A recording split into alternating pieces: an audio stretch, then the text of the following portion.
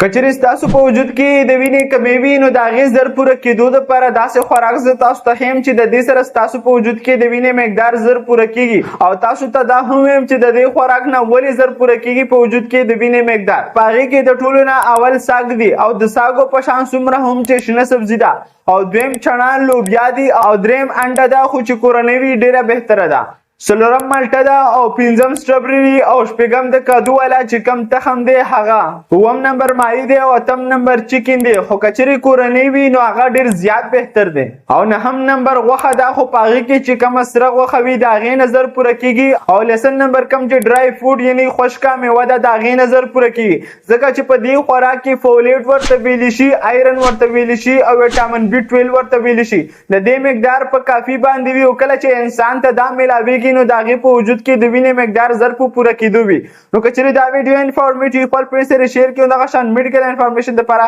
زموږ سره اوسئ شکریه الله حافظ